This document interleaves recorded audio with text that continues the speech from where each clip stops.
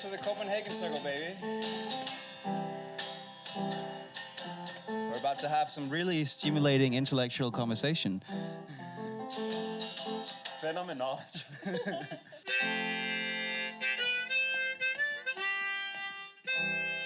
So I read Federici's other witch book, and the very first chapter she has, she just reproduces a poem in Danish. And don't make me try to do Danish, but it's about St. John's Day. And in the poem it has this little stanza, a little phrase that's like every town has a witch to burn, and just mentions that like the normalization even way past the witch burnings of like, this is just part of a normal small Danish town, happy life. We all have a witch to hunt, to repress. Just thought was a nice little ironic thing since we're doing this in Copenhagen. And she had the idea from talking to Copenhagen feminists, probably about 10 years ago. Yeah, it's the first thing in her, I told you, I can't remember the name of that book, but it's Federici's second witch book. No, I will get there. I was still struggling with The Idiot, Dostoevsky. What about, you're reading The Idiot by Dostoevsky? Yeah, and I'm hooked on that. Yeah. And then when I finish it, then I will just go to Federici then. Yeah. That book's much easier to read than Caliban and the Witch. It's because it's like an anthology of essays, and it contains like an introduction she wrote for Caliban and the Witch, but that she didn't use, and it has some articles she talked about with modern witch hunts. I think specifically she's talking about in Africa and maybe also in India, but in places where colonialism established capitalism, but didn't, if you want to use Marx's terms, didn't have real subsumption. So you had like the capital from Europe largely bringing another local economy under its influence and into the world market, but not fully integrating it into like capitalist social relations. And she kind of talks about that now needing to be completed to continue accumulation and stave off crisis has introduced witch hunting into these areas, reproducing what she talks about in Caliban, the witch happening in Europe. So I just thought was also interesting. It's an interesting book, and it's a much easier read.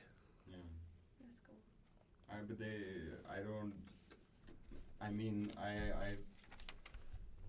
I've been a little, this Marxist point of view on this whole thing is very interesting, and I think also a little bit debatable, but I do know that in Nigeria now they're having a big problem with that stuff, right? Wow. With witch hunts.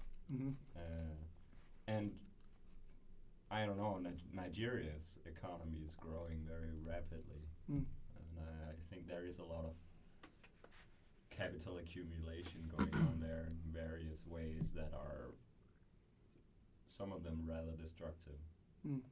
But I don't know how it ties into the witch hunts.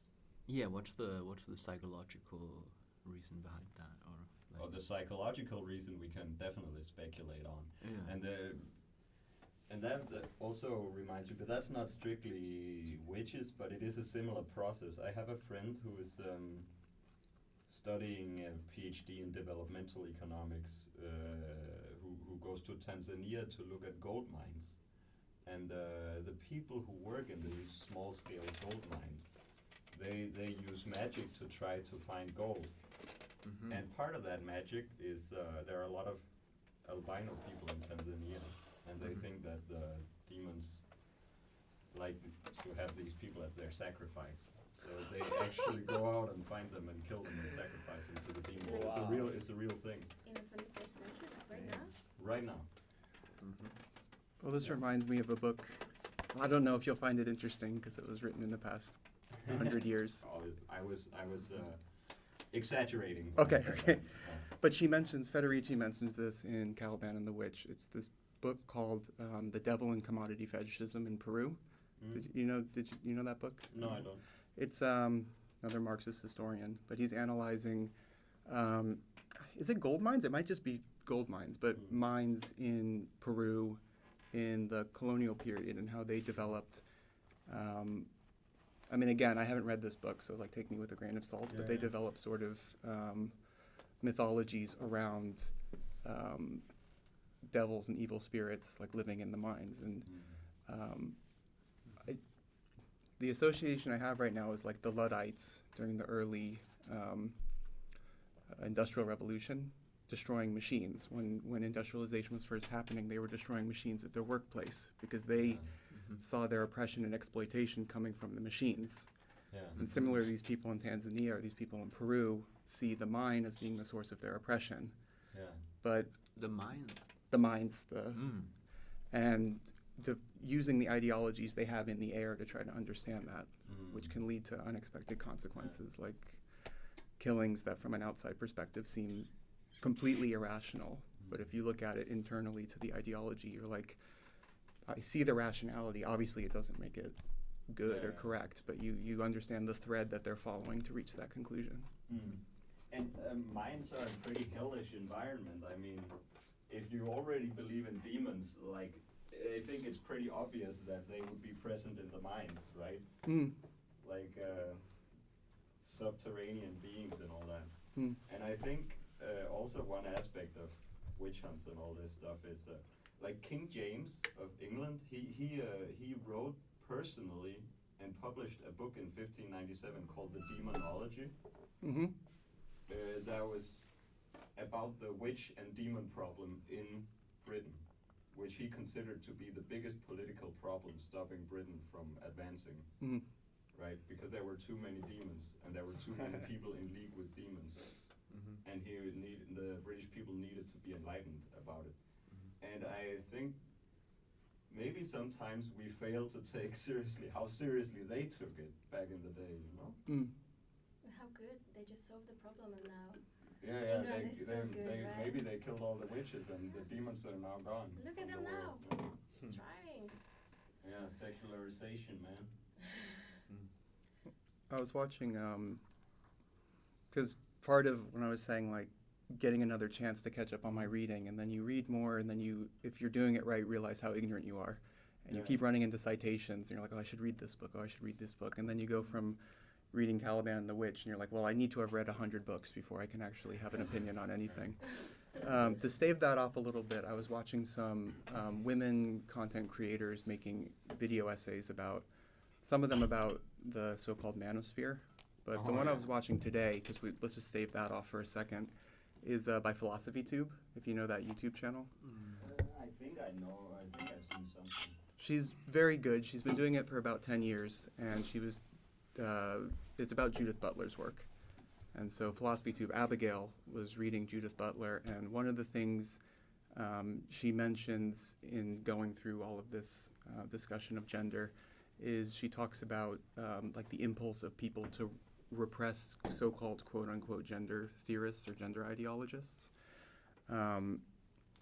And she uses the term phantasms, by which she means it's like ideological constructions that people use to mediate their, let's say, emotional distress about things in society they don't understand. Which goes to this point about witch hunting, and to your point, how seriously should we take these people? Like, does King James know, look, our country's developing towards a new type of economy, we need certain gender relations, so we need to violently repress women and drive them out of healthcare, and this is going to be the most appealing thing to the masses who believe in demons? Or does he really believe in demons? And then the second question is, does that distinction really matter? And in some sense it does, and in some other sense it really doesn't. Because the result's the same. And that's the really interesting thing, right? What if, like, how can we think about this stuff in a way where it's, I mean, if everybody back then said the spirits were real, the demons were real, does that mean they were real? You know, like, how should we think about truth in that context?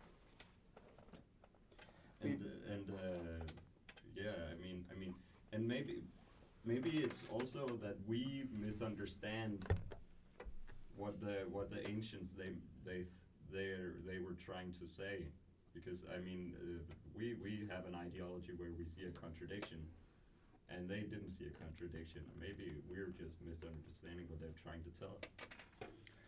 It's also this point, and I'm going to keep touching on this, but at some point in the future we should have a full discussion about it. But there's this, in Marx's treatment of ideology, he has this observation, because most people think ideology, they have like a dualist conception. They're like, this is my body and my life and what I do with my body, and then my ideas are up here, and I can sort of contemplate them separate from my social existence. And, you know, Marx makes the point that ideology can start as just an idea in your head, but once it takes grip of people, once it takes grip of the masses, it becomes a material force. So it's one thing to say, there's witches in these villages, and they're spreading evil and disarray and blah, blah, blah. It's a whole other thing if everyone believes it. And then, I mean, I heard you talking about earlier, just in that one witch trial in Trier, where they start accusing the judges. You can create all sorts of chaos if everyone really believes this is a... And then, you know, maybe We hit it. when I come back, we can sort of do also, or I don't know how, like, really the idea is that you're the co-host and you're the host and you're the guest, and there's no reason why I can't also sort of participate, but I didn't plan to so much. But I think, you know, when I come back, we can sort of do an introduction and then really get started. And if we said anything cool just now, we can also just edit that in later. Like, it doesn't. And if anyone says anything, if anyone wants to have a break, or if like, just say so, and we'll just edit it out. Everything can be fixed in post. Cool. So. Yeah, maybe just run a quick errand on do you consider yourself a feminist? And if yes, which one? Oh, yeah. Because Those are there's both good so questions. many I really. types. Yeah. So please, go on. You want to go first? I can say it quick. I consider myself a feminist in the sense that I believe in equal wages and the right to free abortion, and the right to decide who you want to marry, how you identify yourself, and who gets to decide what happens to your body. So you might be an anarchist? I am an anarchist. Anarcho-feminism is pretty cool. So I am an anarchist and a communist and every other label you want to use. Oh, but also the class struggle. It's not just about women, it's about the class struggle. Like all the people who are Yeah. I mean, Also the I same- mean the two are intertwined, but I don't think that the class struggle, the solution to that, will necessarily fix the gender struggle, and I also don't think that if we fix the gender struggle, that necessarily fixes the class struggle. I don't think it's that neat. So you're not an anarchist then? But I am an anarchist in an ideological sense. it's more of the... But I also you know believe that I know nothing in the end, so I don't want to put too fine a point on it. And you learn from the historical experiences of anarchist and communist movements that fail to adequately address gender. Yeah. Oh, and also failed to have solidarity when it really mattered. When the ugly face of war showed up, you know. I'm sorry. Go off. But you know, this famous moment in 1871 when the first international met in The Hague, and Marxist wing, they threw out the Bakunin wing, and Bakunin, he was late and he couldn't get there. All that shit happened really because they had the anarchists and the communists had different points of view on the Franco-Prussian war, and I think they failed. You know, like if they had. Because they both were saying we are still internationalists, and the working classes of France and Germany have no beef, and even Russia also. We're still on the same side, everyone, but they weren't, and they couldn't. In the end, the war provoked them too much, so they couldn't stay in solidarity with each other. And I think that was the moment when the modern labor movement faltered. Well, I mean, the whole history, the internationals, is just, Second International splitting over war. Except that was the correct, I think, decision to split. I think Lenin and Kautsky positions were irreconcilable. But you just reminded me, if we're talking about historical anarchists and socialists roasting each other, and to make it relevant to something I've been a bit fixated on for the past 3 weeks, but comparing it to rap beef. If you want to listen to one of the best diss tracks of all time, it's Joseph de Jacques, Okay. the guy who came up with the term libertarian when the censors in Europe banned the term anarchist, going at Proudhon Yeah. for his misogyny. Because Yeah, Proudhon's okay. well known as one of the early, he's a mutualist, one of the early anarchist tendencies. And he was a misogynist and an anti-Semite. And Marx, when he criticized Proudhon, usually kept his criticism to, you're really bad at political economy. Yeah. De Jacques was not having any of this man's shit and really called him on, how can you be an anarchist if your conception of anarchism is anarchism for men out in public and feudalism for women in the household? And just, which is a great moment in anarcho-feminist history, I think. Yeah. I mean, and also fuck that guy Proudhon. Yeah. But I also think that I think that now that we're on this topic, that our old friend Karl Marx, he was a genius both as a philosopher and a writer. But I think Bakunin was right in his criticism on one point, which was that what Marx and the Marxists want, implicit to that is the domination of the urban German proletariat over the Slavic rural proletariat. And I kind of think that's also what actually ended up happening. I mean, that's what Bakunin said in the 1870s. If we follow their line, this is what's going to happen. And I think he turned out to be right, you know. Well, with the wars and all that. I'll say we could go on a whole tangent about. How is feminism and communism related? That's something we can go into. Actually, because you asked the question to bring it back, what variety of feminist you were. When we were originally going to record this, it was around International Women's Day, International Working Women's Day. Sorry, I'm going to be particular about that on March 8th. Because Women's Day, as it's so called, was originally pushed for by American socialist feminists. I can't remember the year. I want to say like 1909 or something like that. But they pushed for it as being a working women's holiday.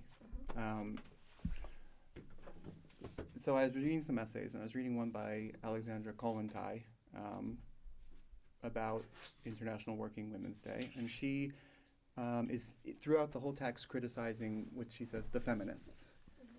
And if you had asked Kollontai if she was a feminist, she probably would have said no. But the reason she would have said no is because she viewed feminism as what we would now call liberal feminism. So not working class feminism. At that time, specifically first wave modern feminism, struggle for voting rights. When was this? The one I'm thinking of, I think might have been 1911. She has a couple of them, and one of them is before 1917, before the Russian Revolution, and the other one I read is after. If you Google her, she's going to come up. I think it's the first woman ambassador in the world. I think she was the Soviet ambassador to Finland. But the relationship being that what they were called at the time social democrats or Marxists and anarchists didn't really view feminism as separate. Like, how can you be for the liberation of all of humanity if you're not for the liberation of half of humanity? Like, that's just, it's nonsense. And that doesn't mean they were perfect feminists either. But I just think it's interesting. If you ask Kollontai, who most certainly is a feminist in our modern conception of the term, she would have said, no, absolutely not. I'm not a feminist. And for this reason, because I'm not a liberal or something like that. If I were going to define myself, I would say, yes, I'm a feminist. Feminist tendency, hard to nail down. I can tell you the types of feminism I like. I like Marxist feminism. I like materialist feminism. I like proletarian feminism. I like social reproduction and class struggle feminism. I like some of the insights from radical feminism, but not the trans exclusionary type, because TERFs are a whole other discussion. There's a whole tendency of radical feminists who do not consider trans women to be women, and they're wrong. But the original radical feminists introduced, let's say, some points and concepts that were later adopted and, let's say, purged of their transphobic elements from other feminists. yeah, I don't know, generally in favor of the people who resist patriarchal oppression in almost whatever form this takes. And this is a conversation I've had with my partner about like understanding my own politics. But I think when you adopt a label, to some sense, if you're doing it right, you need to actually take responsibility for all the ideological manifestations and the historical manifestations of your politics. And that doesn't mean you have to validate them as perfect, obviously not, but you have to have, or at least try to have, an explanation for the ones that fail from your perception, and maybe help clarify yourself by the ones that you think got it right. So if I say I'm pro-feminist and someone says, well, what about those suffragettes, white suffragettes in the US in the 1910s who were exclusionary of black women? And I say, first of all, obviously they're racist. But second of all, that's in some sense a genuine manifestation of a struggle against patriarchy. That was incomplete because they didn't do the work that you're supposed to do when you struggle against any oppressive system, which is to find out how deep does it go and what does it also intersect with. And yeah. Yeah, they didn't locate the root cause, probably. Yeah. Or they were content just to get their voting rights. And Can I share with you? I think this is the only point I really have to add to the debate that I've been thinking about, that I really want to talk about, though, because I have political philosophy right now, and I've been introduced to a lot of feminist thinkers. And what I realized is that like they bring a very valuable insight to the discussion in philosophy, and it's because you have, for the past 2,000 years, it's mostly just been rich scholarly men, right, who've been writing, and then you get these women, and they can think too, you know, and they can think, and I think this comes from, because we're different, like we do see things in a different way, and we have a different perspective. We live in different bodies, and I don't know, somehow this difference gives rise to a different perspective and different thoughts and different emphasis, and they just come with different insights. And that's why you mentioned like there's all these different types of feminists and materialist feminists, anarcho-feminists, all these, and I'm sure like different feminists bring different perspectives and valuable perspectives to all of the discussions. I know I think one in particular, talking about political philosophy, that I had was they teach first. They teach the most obvious liberalism. We have a big topic of that, and then they teach John Rawls and his contractarian, the contract theory of justice, behind the veil, right? And I know there was just, when I read it, like it's very simple, and it's obviously like he's kind of correct. Like it's a good theory. Like it does create pretty equal things and so on. But then I read the feminist critique, and they just fucking killed him, you know, like because what they said was so Rawls makes this. He makes his perfect theory from behind the veil of justice. You have to think, how would you distribute these goods in society if you didn't know what type of person you would become from outside of society, right? If you were behind the veil of ignorance. And so the feminist critique is like, look, you're basing your contract of society from a thought perspective, not like a thought experiment, right? And it's non-existent. How about you base it from an existing contract in reality, like the one between men and women in marriage, or the one between the whites and the Indians, or like and all these very, very unequal contracts that we actually see in society manifesting. And how about we take it from there instead of being up in the clouds, right?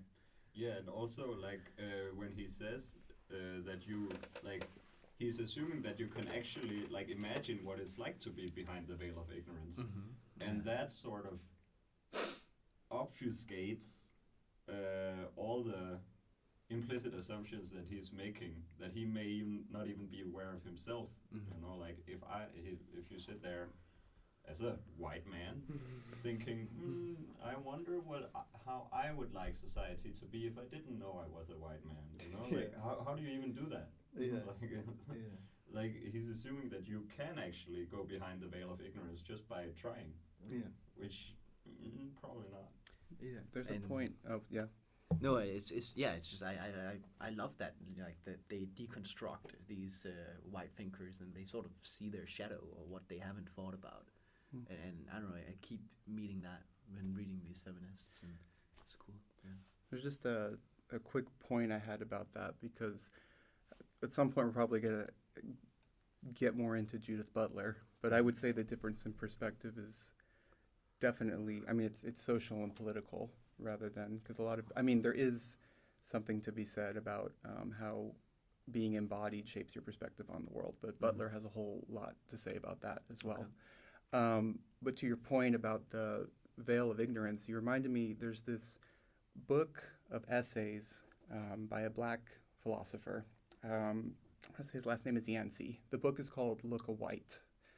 And he writes about his experience working with other white philosophers and with white students and trying to get them to explain, or understand racism, basically. And one of the points he makes, he goes at Descartes and Cartesian skepticism, Descartes' meditations. Imagine if an evil demon is deceiving me about the existence of the outside world and about my body, and he finally gets all the way down to saying the only thing he can't doubt is his own existence. I think, therefore I am. And Yeats is like, only a white guy could be like, imagine my body doesn't exist. He's talking about racism, but he's like, as a person of color, you are keenly aware of your body at all times, because it's a fetishized and racialized thing in the world. And I think this also applies to women. It also applies to trans people, where you don't get to go, let me step behind the veil of ignorance of a body, because I'm keenly aware. I walk down the street and men are leering at me.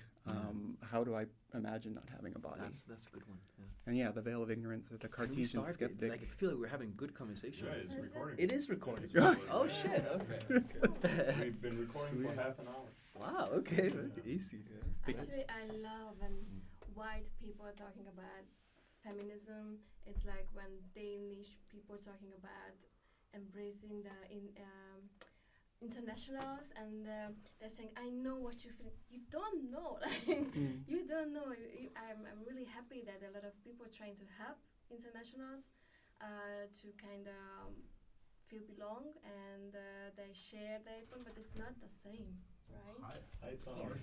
That's okay. You're using here? Yes. Okay, Yeah. I'll change another room. Okay. No problem. So it's like white man. Oh, what if I'm a woman? You don't know that it's so complex to see the problems that we face, that we have. So I'm a little bit like, I would wish to be a female philosopher to read with us, because then she could share something that I cannot. But let's just keep talking, and Yeah, I think this exact thing about, you don't know what it's like to be a woman or to be black or to be, I don't know, when I have these, you could call them feminist discussions with people, I think that's usually where the arguments end, right? Yeah. When is when we come to that, like, you don't know what it's like, and then sure I can say, well, you don't know what it's like to be me, white man. And then it's like, okay, checkmate, or then I don't know, like, how do you take it from there? And because somehow that's the question of universalism, right? We want to have if we are going to have a political cause, we want it to be for everyone, right? Should be good for everyone. But then there's also just the simple fact in society, recognition and privilege and economic benefit are unevenly distributed, and some people are being stepped on as compared to others. And so they have a particular cause. They say, okay, now this group needs something. And how do you reconcile this? On the one hand, you want universalism, and on the other hand, you want particularism, I guess you might call it. And that's actually, I have no good answer to that. Well, I have some ideas, but I don't think anything that actually makes sense. I don't want you to feel like, because I think until white men don't start to advocate feminism, no one will listen. So that you are here and you're all male. Why? Turns out it's a good thing, because then if you say it, then people will listen. So yeah, I actually like this setup. So I think it's good that you are here and you have. I feel like you have a different perspective or like different views, opinions on feminism. But then we don't want to end up in, like it's like they said in BoJack Horseman. Who knew that the problem with feminism was that it wasn't men doing it? I mean, that's not. Yeah, but I mean, yeah. It's still a patriarchy, so we need men to do this. Well, you reminded me of, if we're going with, I remembered a tendency of feminism I don't like, I think, which is called choice feminism. And it's basically like any choice that any individual woman makes is therefore a feminist choice. Let's take an example, like Margaret Thatcher or something like that. Like, is Margaret Thatcher, by virtue of being the first woman prime minister of the UK, is that a great moment in feminist history? There's a funny comedy sketch about this, and I can't remember what it's on. But it's just someone asking someone, like, is this a good example of girl power? And the person saying, yeah. And he's like, is it girl power to break the miners' strike or something like that, or to take away school lunches for children or something like this? Yeah, go for it. But actually, I had just a tangent real quick back to Rawls, because I have beef with Rawls, and maybe I can recommend something that y'all might like. Have you heard of, because you're my go-to anarchist right now, have you heard of Alison Escalante? Are you familiar with her? She is the co-host of this podcast called Red Menace, with the guy who does, oh my God, what is the name of this podcast? Doesn't matter. Red Menace is the one she's on. And she wrote this very influential text when she was a grad student called Gender Nihilist Anti-Manifesto. And it's really interesting to me because we have very similar academic backgrounds. We both have masters in philosophy. We have somewhat similar, let's say, ethnic background. She's Chicana, I'm Chicana, Mexican-American. And we are both Marxists. She wrote this first text when she was an anarchist, and it was basically like the way to get rid of patriarchal oppression was talking about abolishing gender as a category, just letting everyone as an individual express their individuality in however they choose, which, to this point about Rawls, like, that's, and she later writes an essay as a Marxist feminist critiquing that position, where she basically says the same thing, like, just like the Rawls example, yeah, that's true, but it's trivially true. And it's kind of like if you were in a sports match and your team's losing and you go, okay, if we stood behind the veil of ignorance of what the score is and we imagined, would we want to be tied or be the winning team or whatever? And you're like, okay, cool. In a sports game, you'd want to be winning. In a game of making society equal, you'd want everyone to be tied. But like, okay, cool. But the problem is there's a real game going on out in the world that has a certain history and has certain teams and certain strategies. And you need to strategize in the real world about how to achieve that. Which is just me dumping on Rawls one more time. But it's like a lot of points, and you see this with a lot of people who are, kind of trivially egalitarian or trivially humanist, where they're like, the world would be great if everyone was equal. It's like, I think of all the celebrities singing John Lennon's Imagine during COVID, and you're like, cool, great. That doesn't change the fact that your COVID lockdown is in a huge mansion with like 100 acres, and you can go for walks, and you can have people deliver you food and whatever. And my lockdown is being in like a tiny apartment and not seeing my friends for 6 months. There's a,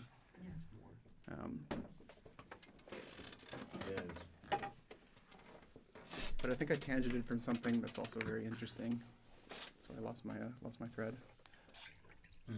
But I mean, this imagine all the people and all this humanism, they are pure ideology, right? Oh, yeah, sorry. I think Zizek shook loose the thought. It was talking about this argument in Marx about universal human liberation, the particular and the universal. And the argument in Marxism, because people say, why is the working class like the revolutionary class? And the Marxist argument is, it's the only class in whose interest it is to abolish completely class society. And you can make this argument for anti-racism. It's like, why, a lot of people are like, why is there now a BIPOC label? Why is Black and Indigenous highlighted alongside POC? And the part of the argument would be that Black being defined on the opposite pole is the one group out of all people of color who has the most to gain from completely abolishing white supremacy, and it's in their interests. And similarly with indigenous people on the opposite pole of the settler or the colonizer oppressive dichotomy have it completely in their interest to abolish colonialism and neocolonialism and imperialism entirely. The argument for feminism would be, why are women, let's say, the revolutionary subject of feminism? Why can't it be male feminists too? And obviously male feminists can play a role, but it's because women, along with other people otherized by patriarchy, which includes trans women, well, trans women aren't included in women, but also trans men, includes non-binary people, two-spirit people, intersex people, anyone who's otherized by it, have it in their interest to get rid of it entirely. Men can be a bit of an inconsistent ally on this point, because you might be like, I want to make sure everyone has access to abortion, but I kind of like only doing 30% of the housework. And it's just taken as like a natural sort of work relation inside the house. Yeah, but I've read this argument too, because it is really tricky. This who are the, I mean, yeah, this question in Marxism, it was why is the working class, well, like why should you be on their team rather than anyone else's team? Why isn't it legitimate to be on the bourgeois team if you're a bourgeois, you know? And yeah, and our good friend Zizek, he has made this argument very explicit, and but I'm not sure I'm buying, you know. It feels to me like it's there are like, okay, dialectical materialism and history, and if we imagine that there could be a classless society, or even if we imagine that there could be a society without gender oppression, it would be in the women's interest to go there, so more so than in the men's interests, and therefore the feminist cause represents the universal cause. Yeah, but that's assuming our current, like that we're in that case we're sort of standing inside of history and stepping outside of it again, to say, I mean, aren't we kind of doing the same thing with going behind the veil of ignorance and saying, if we imagine what the universally good society is, and then we project that into our society and we say, okay, then this group, they represent the cause that will lead us to utopia or whatever. Yeah. I don't know, but It's a bit of like the difference Althusser, if you know that philosopher, makes between ideology and science. And I think a lot of humanistic statements, like about universal human liberation, they're ideological statements in the sense that they're meant to be, they're meant to agitate politically. like, that sounds really great. You want to be on the side of universal human liberation. I think, to use Althusser's terminology, the more scientific observation would be that people who are oppressed and exploited, which I think is something we can be slightly more clear on identifying, react and reject that exploitation, and they struggle against it. And I think you can actually look through history and find examples of that. So whether or not it's better, it's a value judgment, and that's going to depend on your values. But whether or not that's something that happens in society, I think it's something for sociologists and for historians and for anthropologists. I mean, I guess, but this goes back to the whole debate about when Marx stops viewing himself as a philosopher. What's the point of philosophy? Is it to interpret the world, to be like, these are the oppressed people and these are the oppressors, or is it to change it? And it's the point where he, to use Althusser's phrasing, settles his accounts with philosophy and says, don't just want to be someone outside of this struggle. I'm still going to do my science and stuff like that, but I want to be someone who's actually trying to push for that change. Which is one of the problems with academics, if we can riff on why academics are overrated. But a lot of academics think with very esoteric and complicated theory and language, look, I've identified all the problems of let's say, patriarchy, and if everyone just comes up to my level through education, the problem goes away. And I think people who, let's say the people at for example, the Stonewall riots in the 60s, just by virtue of directly fighting police try to crack down on them, did more to advance the struggle against patriarchy than a lot of academics who've only ever sat back and written books about it, even though the books that they write are important. Yeah, that's the problem with academia, man. Like we don't. Yeah, we're too much writing and talking and not enough action, right? You don't. Yeah, I mean, obviously action is important, and obviously what's the use of a book if no one gets what the fuck it says? I agree with that. But on the other hand, you often hear this in all sorts of political discussions. Okay, it's time to stop talking and time to start doing. Yeah, but I mean, we if you don't have you do need some sort of clear understanding of what's going on in order to know what to do. I mean, the question of the relationship between knowledge and action is, I don't know how. Like, sometimes you can know a thing and not do anything about it anyway, or whatever. But if you don't know what's going on at all, then you can't do anything about it, right? I don't think we should all just be lazy academics sitting at home thinking about things without ever doing anything. But I do think that it is really important how we talk about this stuff and that we talk about it. I don't know. That's a non-point. Well, it's posing a question, a problem that if it was easy to solve, then like you would have solved every social problem. Yeah. That's the thing. Every feminists confront this problem. Anti-racists confront this problem. LGBT activists confront this problem. Socialists confront this problem. Everyone is confronting this problem to some degree. Did you want to talk about the bear? No, I actually, I just wonder that why people think that if we be equal, everyone would be equal, that would be peace. I think that would be a huge chaos. Like, imagine if it's always someone to exploit and someone who's enjoying that, right? Like if you go hunting. What if all the deers could use the gun? Then it's not like everyone puts down the gun, right?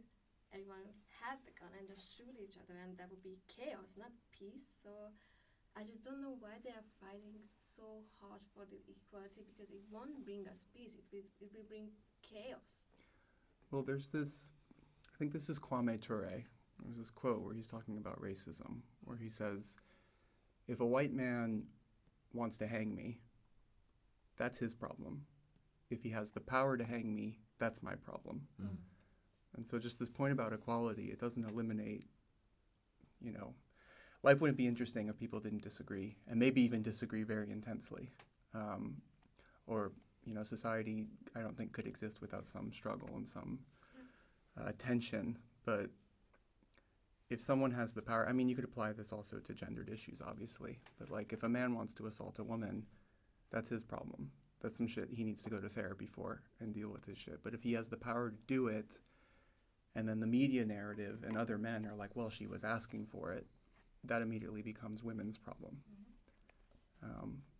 So yeah, I think the point is not about utopia, but it's about dealing with the problems that you have in front of you. And if we get rid of those problems, maybe we run into more, but it's fine. We'll deal with that when we run into it. But we can't speculate about what those problems will be. And you can't say, let's not solve this problem because we might have a problem tomorrow. But can I ask you to reiterate, like, if we assume, like, why do you think that equality will bring us? How do you feel if you have this all privilege and then it's gone? You would be mad, right? So. Well, The return of the men. maybe, but that's assuming that there is only like a given amount of privilege in total, and it has to be distributed to everyone. And then some people have a lot, and some people have less. And if it was equal, then we would go like this. Somebody would have to lose. But maybe that's not necessarily true. Like, what if we can have what if we can be equal without there being a losing side? But is it possible? I mean, it depends what you. I mean, yeah, I don't know if it's possible, but what I'm thinking, what is this equality? It means that, to me, it means. I mean, there's an economic aspect, but there's also the thing about hierarchy. Like in current society, somebody gets to give orders, and they have to take orders. And I think that is not peaceful, the way that it currently works. And I don't see how equality would make it less peaceful. Intuitively, to me, it seems that more equality would mean less chaos and violence. I think that's also, it's also something you could probably look into anthropology or look into history to observe. But yeah, I would tend to agree.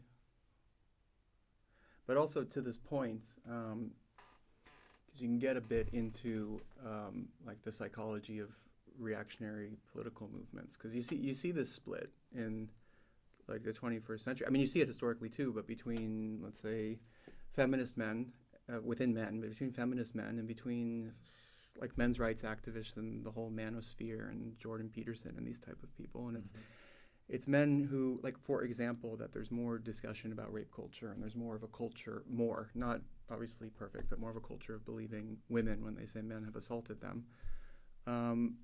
There's, let's say, feminist men who say, yeah, this is obviously a good thing.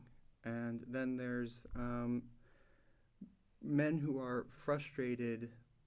I mean, look into any reactionary red pill, Andrew Tate, men's online culture where they feel threatened by their loss of power, and it leads them down a rabbit hole. Sociologists have been studying this, but they very quickly get racist. They very quickly become open to more and more right-wing sort of ideas, and they view feminists and quote-unquote gender ideologists as the problem. I mentioned this Philosophy 2 video on Judith Butler's work, and Abigail Thorne, the Philosophy 2, she was talking about phantasms, and how there's this book that was like I just heard of this book today. It was like anti-gender ideology in the populist movement or something like this, talking about how a lot of this discourse about gender ideology has very similar structure to discourse about cultural Marxism, which anyone who has done their anti-fascist history knows is reconfiguration of cultural Bolshevism. It's just Nazi conspiracies about Jews ruling the world.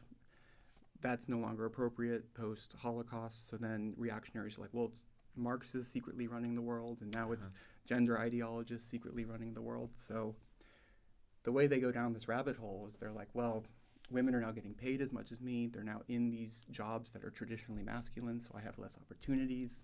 They're going to university and taking my spot. So now I'm a man who has less opportunities because of the development of capitalism and how it functions today. And I'm upset about that, but I don't know what the cause is because I'm not a feminist and I haven't been exposed to feminist theory about what's going on and why this is happening in society. And some guy like Jordan Peterson says, I understand that you're hurting. Listen to me. Look into some of these other things. You start reading on forums. The next thing you know, like, oh, it's the feminists' fault. And you go, oh, but the feminists are aligned with the gender ideologists. And the gender ideologists are aligned with the cultural Marxism. And next thing you know, you're, name one of the right-wing reactionary political movements in any country in the world right now. But now you're an enthusiastic follower of those politics. Yeah, that's the chaos I'm talking about. Yeah. If you're closing to equality, then all these people who are chilling in their nice place and having all the good jobs and such, they will lose their shit if they say, oh yeah, well, you will have less money and less job because this woman is also qualified and she will do her part. And I think they could go batshit crazy, like all the world, right? Or like old man feeling small things, I don't know, like feeling like the life is over.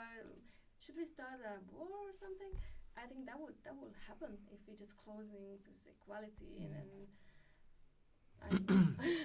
that is how they react. Yeah. Yeah, I would really like to dive more into this.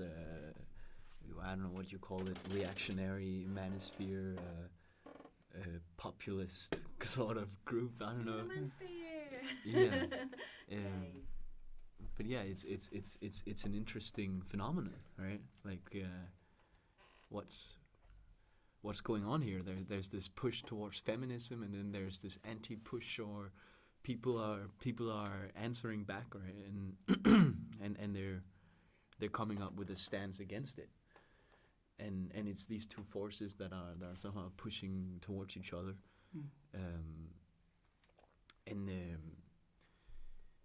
Yeah, you can come at it from an angle of deconstructing it. Like, what are these people thinking? What's the psychology behind it?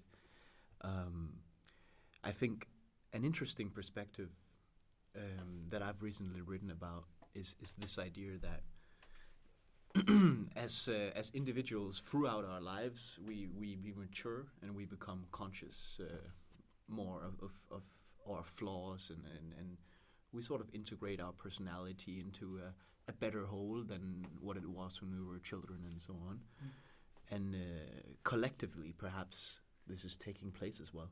Like we're kind of forming our societal identity, and we're figuring out, okay, maybe it should be more like this or more like that, and this process perhaps happens quite naturally, and we talk about it as this big problem, but perhaps we're going to solve it, or we're going to get through it, and it is getting better, and what you're seeing in recent politics is this sort of gradual enlightenment of human society. I don't know, what do you guys take from that? Well, I think polarization and intensification of just, extreme politics, quote unquote, is a natural part of political development when the current society or the current way things are is no longer sustainable. It's just going to happen. If you ever come across a society that seems relatively peaceful, there's probably a lot going on under the surface, but it's good enough for enough people that you don't see as much open political conflict. Just to your point, though, yeah, the formation of opposing movements of feminists and anti-feminists, let's say, is indicative of a society where the current way that patriarchy that has been negotiated with by previous historical movements is no longer sustainable. It needs to either be more abolished or it's going to double down on itself. And just reminded me of one of my favorite analogies or pop culture references to use as an analogy for ideology is The Matrix, for obvious reasons. And, you know, like in The Matrix at the start of the movie, you have Keanu Reeves, you have Neo working a white-collar job, very rigid, what you think you're supposed to be doing. You get a job in an office, you work your 9 to 5, and I mean, his life seems pretty empty, but he feels like there's something more to it. It's also a big theme, I was thinking of late 90s, like, media, that kind of like, there's more than just this what you're supposed to be doing kind of life. And then finds out from more subversive people like Trinity and Morpheus that, that's an ideological framework. There's a lot more to the world. There's a real world beyond this where there's all sorts of things that are possible. And one, I think that's a really good analogy for ideology.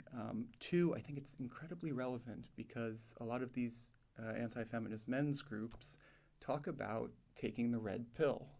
Taking the pill that takes you out of the matrix. And you ask them, what does taking the red pill mean? And then they say, taking the red pill means, and then they insert a lot of patriarchal and misogynistic assumptions about women. Like, oh, that women only want you for your money, or whatever it is that they say. The irony, of course, is that the interesting thing about media is that, yes, if you're not critical in your consumption of media, you just see, this is ideological, and you can read whatever framework you want. A Nazi would watch The Matrix, and they would think taking the red pill is becoming an anti-Semite, for example. A feminist watches The Matrix and says, you take the red pill and you realize that patriarchy and its rigid gender roles and sexual prohibitions is constructed, and that there's more possibilities for love and sex and gender expression outside of it. So I just think it's interesting that they take the blue pill. They take the pill that puts them back in the matrix, back in patriarchy, back in sexist assumptions about the world, but they think that they're taking the red pill, that they're radically leaving this framework. And to double down on my interpretation, I think it's quite obvious that at least the feminist and pro-LGBT interpretation of this film is correct just by virtue of the fact that the creators have both since come out as trans women since then. So I think very intentionally there's a critique of the matrix being, you're supposed to be, you're born, if your doctor assigns you as male, you need to behave as a man your whole life, you need to wear suits, you get an office job, women need to do certain things. On the opposite side of it, everyone just needs to be in a capitalist economy and be happy and consume and go on with your life, and then after 70 years die, and then that's a fulfilling life. And them making the point that if you step out of that framework, I mean, Zizek would love this movie. I don't think he's ever talked about this in any of his things. He has In Pervert's Guide? Ideology? Yeah. But yeah, like, I just think it's ironic that without a critical theory for how to analyze films, you can look at something that's so clearly trying to convey one message and get the exact opposite interpretation. The guy who introduced this term red pilling into internet jargon was a right-wing blogger called, I mean, his position is really more syncretistic, but a guy called Curtis Yarvin, he was known as Moldbug on the internet, and he has since said that he regrets starting to use this term because it's created more bullshit than it's cleared up. But his position was that it's best if there are responsible professional people. Basically, he likes corporatocracy. He says we need to have bureaucrats in the background doing things, and everybody needs to stop caring about elections, not voting, and stop being activistic altogether, because that's where all the chaos comes from. And that, to him, was what red pilling was. Stop thinking you live in a democratic society because you don't, and stop believing that you need to live in one. go home and chill and don't participate in politics. That was his point with the red pill. That's such a wild. I feel like he doesn't even interpret his own position, because the position in the Matrix would be to know that you're in the Matrix and that the machines rule the world, and you're happy with it. Yeah. And you don't care. It'd be there's a guy Cypher. in the Matrix who does that. Cypher, right? yeah, that's true. That's what Curtis Yarvin thinks would be the way to go about it. Obviously, I don't think that's what the creators of the Matrix sort of intended. And I mean, but it is very interesting that like when somebody has a political position and they see opponents, they always talk about their opponents as being ideologized, or they psychologize them, and you know, now we were talking about how when some men lose privilege, they get angry, and that is driving, you know, Trumpism or whatever. I put that word in. We haven't mentioned that yet, but and then you have conservative philosophers like Roger Scruton and Peter Sloterdijk who are saying, but all this feminism and post-colonialism, that's the politics of anger, because they've been oppressed, and now they're tired of it, and they're taking their rage and putting it into a political movement, and I think this begs the question of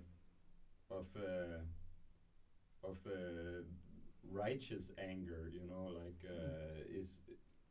and also that goes back to this question of if we get more equality, does that mean also more chaos and rage? Because if that is true, then what is better, to drop trying to get equality, or to go through the chaos and rage and then to get there? I don't think it's true, by the way. I still don't. But so the class struggle has to be carried out, whatever it takes. Okay. I think you started to get at something that I've been thinking about before the point about anger, which I think is, I agree with you to not agree with that largely, but I see what I understand the point they're making, but immediately you talk about when you find two people are angry at each other, then you ask them what the context is, and you find one person's like just the aggressor. You're like, okay, I don't really care that you're angry because you're wrong. But you got at this point that I think about a lot, and it's how patriarchy kind of functions by acknowledging other patriarchies. So like particular patriarchies acknowledge other ones. I notice this all the time with imperialist interventions in the Middle East, but there's always this narrative about these societies are terrible for women. These societies are terrible for gay people. These societies are terrible for trans people. Therefore, it's fine that we drop bombs that kill a lot of women and gay people and trans people because we're liberating them. Which is to say, it acknowledges there's a patriarchy over there, and that's a justification for us intervening with violence. But we're not patriarchal. Or at the very least, if we are, we can be reformed, but they need to be violently liberated. And this also happens in the context of rape culture, where if you look at statistics, most sexual violence is perpetrated by people who know the victim or who the victim knows. So it's family members, it's friends. And yet the narrative in society that's very dominant and hegemonic is that it's always worried about the predator lurking in the shadows, who's a stranger, who has a knife, who has a gun, etc. Which is just to say that this patriarchy, the men that you know, it's usually men, which is why I'm saying men, but the men that you know in your life acknowledge other dangerous men, but not themselves. So patriarchy kind of naturalizes itself by being like, yes, there's a problem, but it's other men. Yes, there's a problem with patriarchy, but it's other societies' patriarchy. And if our patriarchy was hegemonic, then everything would be good. But of course, it doesn't refer to itself as patriarchy. It refers itself to as family, or as close friend, or as modern liberal democratic society, or whatever term it uses to obfuscate the point. Yeah, there's always a problem with finding faults in ourselves, and whatever. There recently was a Danish politician of the Social Democrats, the ruling party, who he was a new politician. He's called Frederik Vad, and he had to, make himself known. So what's a good way to make yourself known is to say bad things about Muslims. At least in Denmark, that's how it works often, right? So he in parliament he made this claim that he talked about how imams in Denmark had various problems, including with patriarchy and problems with Islamic marriage and such. And that is all true. But then what he said was that in our culture we have a tradition of self-criticism, and we should not assume that they, the others, have a culture of self-criticism. And he wanted all the Danish people to be aware of this, that the Muslims don't have a culture of self-criticism, which is and therefore that we're not taking the threat seriously, basically, is his point. The threat of Islam, right? And it's funny because his claim and his speech action are in complete contradiction, right? His claim is that we are self-critical and the others are not, but his speech action is to criticize the others and thereby implicitly to praise ourselves, right? He is doing the opposite of what he's saying, which I think is what you were also saying, or similar to what you were saying about how the patriarchy over here acknowledges that it's a problem over there, but not here, right? Well, it's also, it's also like if you want to give a one-sentence definition of ideology from Marx, it's they don't know it, and yet they're doing it. Like, in contradiction with himself and doesn't even realize it.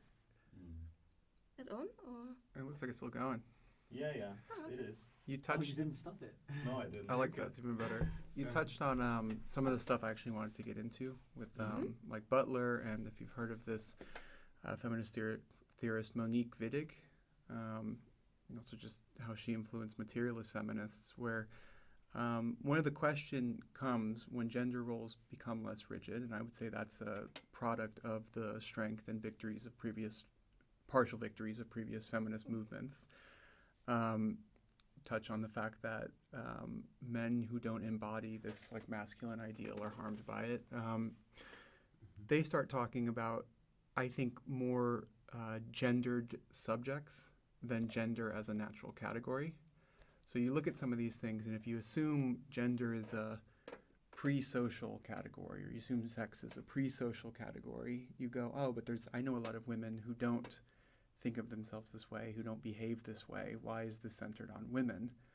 Whereas Wittig and a lot of Marxist and materialist feminists, and Butler is also saying this, they're saying, right, but no one's pre-gendered at birth. You become gendered as a subject as you become socialized, as you learn language, as you learn concepts, as you begin to construct and develop in an unconscious and a conscious way your own identity. Gendering is something that society and ideology, I was going to say, does to you, but also offers you certain categories to understand yourself. To your question, being a woman and being a man is something that's being offered on society, and then people who uphold patriarchal conceptions of gender are saying, this is all you are. Oh, you're a woman, why aren't you wearing a dress? Oh, you're a woman who is gay, you should be liking men. Oh, you're a trans woman, but your doctor assigned you male at birth, you should stick to that rigid conception. And the struggle against it is people struggling against like the gendering of people and the gendering of bodies and the way that these concepts can be used to control people and segment them in society. But it's hard to sort that question out when you actually assume that these categories are natural, because then you run into a lot of absurdity, as you point out. Like, this doesn't make sense because I assume that these things are natural ways of being rather than social constructs that are being thrown on people and supposed to be from society telling them how to behave. The feminist response is to meet someone no matter how they express their gender, no matter what they say their gender is, or no matter what they say their pronouns are, and be like, yeah, cool, I respect that, just as much you would respect any of their other choices. And the patriarchal response is always violent, whether it's verbal or physical, trying to force people back into these boxes. That Philosophy Tube video I was watching, she makes this point too, where she's like, well, if our categories of gender are falling apart, then what's the subject of feminism or liberation? And she makes this point looking at legal cases, but how if someone, let's say you're a straight person, you go into a gay club, you come out at night, and someone believing you to be a gay patron assaults you, that can still be considered a hate crime, because what matters is the intent of the person who's assaulting you. If you go into court and they go, oh, that's not a hate crime, I attacked him because I thought he was gay, but it turns out he's straight, it's no longer a hate crime. It still is, because the violence being perpetrated at you is being done because of certain assumptions about who you should be and who you are. So you say, like, I understand myself as a person first and not a woman, but from the perspective of patriarchy, like, patriarchy doesn't care, and it still throws certain notions of how you should be at you and tells you you should feel this way, you should view yourself this way, stop stepping out of line. Are you guys familiar with the concept of queer time? Queer time. No, but that sounds awesome. Yeah, it's like a metaphysical sort of, but it relates to all this is gender a construct and so essentially, yeah, I don't know, there's a certain timeline for being a cis male, or just being a heterosexual, right? It's like you go to school and then you get a job and you get married and then you have children and then you become old and then you die, right? So there's a certain timeline, right? And being queer means that perhaps you don't actually follow that, right? And perhaps you have different sorts of relationships, or perhaps you view this timeline in a different manner, and perhaps you don't have children, or perhaps you do something completely different, and perhaps your life isn't structured in that way, and I don't know, that opens up a lot of questions, and perhaps you're still finding yourself, and you're still figuring out, what am I, and what am I supposed to do? So I know it's just this idea that you view life from a whole different angle if you don't buy into this what do you call it, patriarchal or Cis-normative, or yeah. cis-heteronormative. Yeah. But then the question is, or one question could be, is there then, there is one timeline for the cis-normative heterosexual person, right? Standard timeline. You try to fit into that. But then is there a standard queer timeline? Yeah, that's the whole point of queer, right? That there's not. Yeah. I guess. Or at least part of it is that the construction is, like, the patriarchal construction is more rigid in its definitions. Like, everyone else who falls out of that is looking for something beyond to go back to our matrix analogy, but to go beyond the matrix analogy and just to live life as it could really be. You reminded me of, there's this book that problem with studying philosophy or getting into leftist politics is your reading list just keeps blowing up, and you'll get a few chapters into a book and then someone recommends you another book and you start. There's this book, I can't remember the order of the three terms, but it's queer, crip, feminist, queer, feminist, crip, feminist, crip, queer. My partner's going to kill me for forgetting the order of this. Where the author, where the author uses the term crip time. I was talking about people with physical disabilities and how the way they measure time versus able-bodied people is different. So, like, I mean, think about this being an able-bodied person where you're running late to whatever appointment you're going to, and of course you take public transportation, and you need that. You just caught the last possible bus you can catch to make it on time, and you need that bus to be going quick. And people only think of it from their perspective when all of a sudden there's a person who uses a wheelchair who has to get on, and you're like, oh no, I'm going to lose 2 minutes, and now I'm going to be late because I didn't plan to be early. And don't think of the perspective of, imagine every time you get on a bus, you have that extra 2 minutes of getting on the bus. Yeah. And then every time you get off, you have that extra 2 minutes of getting off, and how this time accumulates. And just a random connection, I just thought of how apparently it used to take Stephen Hawking 30 minutes to get into bed and to get out of bed, and how he would do a lot of his thinking getting into bed and getting out to bed, which is, on the one hand, it's great that he made use of that time, but on the other hand, I broke my leg last year, and like getting up to use the restroom in the middle of the night, it's unbelievable. Instead of just like skipping over there and being done in a few minutes, I was like strapping on my boot and picking up my crutches, and you just realize that for different people, time is not just time.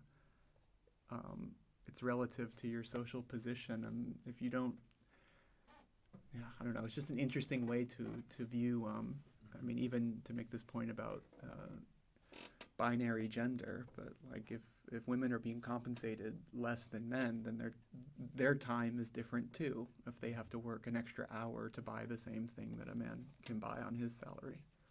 Yeah, I wonder if John Rawls thought of that when he put himself behind the veil of ignorance. I'm so here for dunking on Rawls. Yeah. Okay, so I want to take it to another sort of discussion.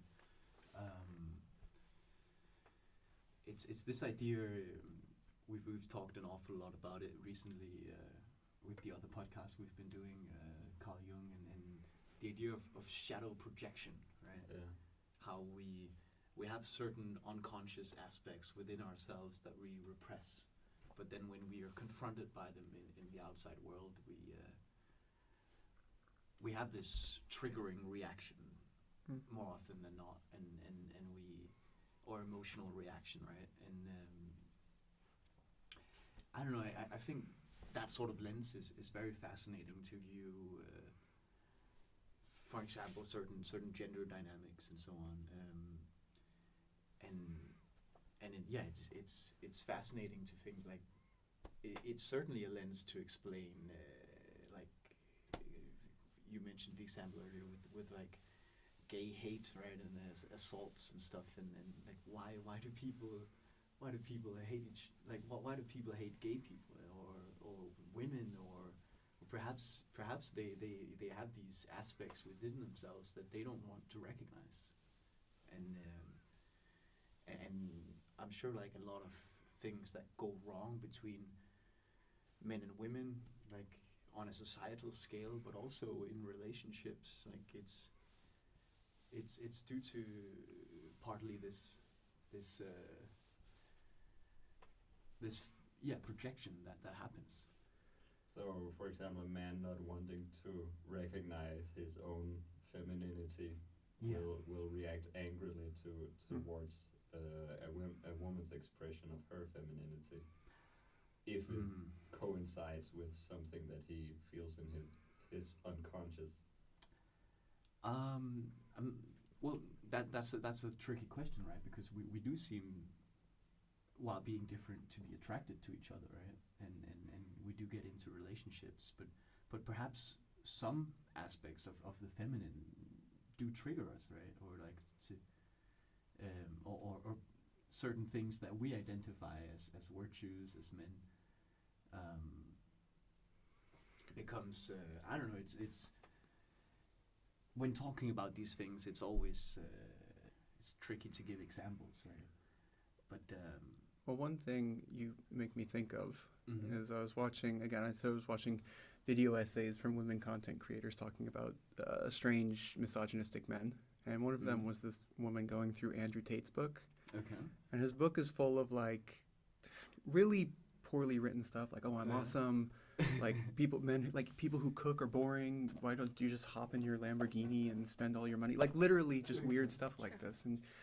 And you read that and you think, okay, this person's doesn't seem to be very happy with himself, because otherwise, when someone asks me why, like, what value I see in life, I think I'd be really upset if the only thing I could say is money and like my Lamborghini or whatever. But he also, people like this, he also talks about women, and he talks about like, you know, women being promiscuous or whatever, just weird slut shaming stuff, and he basically implies that the women he has sexual relationships with are like damaged goods, kind of like that they're objects, and that by having sex with him they're damaged. And even though he's writing this whole book about, oh, I'm so great, I'm so great, I'm so great, if you're really great and comfortable with yourself and that you're capable of meaningful connections with others, then the people you have romantic and sexual relationships, one, should not be viewed as objects, but two, after they've had a relationship with you, should not be tainted. And I feel like it's him, when he looks at the women he has relationships with, confronting the fact that maybe he's not so great of a guy, to your point. Yeah, he's damaged goods as well. Right? Yeah, but he doesn't see it, right? This is this has been called the Madonna whore complex. When and this is some psychoanalysis thing, but you don't have to accept psychoanalysis to understand the idea. The idea is that you're a heterosexual man and you see a woman and she is the most wonderful thing you've ever seen and you want to have sex with her. She's the Madonna, right? Like the Virgin Mary. She's pure and desirable. And then you have sex with her and all of a sudden she's a whore and you don't like her anymore. And why is that? Because she was dumb enough to have sex with someone as terrible as yourself. But that's the part that is only unconscious, right? That you know, like I don't want to be in any club that would have someone like me be a member of that club. That's like But I think that's just proof Matthias' point that a lot of people who hate gays, it's because they cannot embrace their feminine side, and they're kind of like jealous of that. they others can embrace their feminine side and can pull a skirt off and whatever, right? It's just I think that. so. They just need therapy. That's it. Well, Maybe that's the way to equality. everyone gets therapy. Yeah, just embrace all the sides you have. Animals, whatever, everything, and then it's a lot of that's work. a real question, right? Like,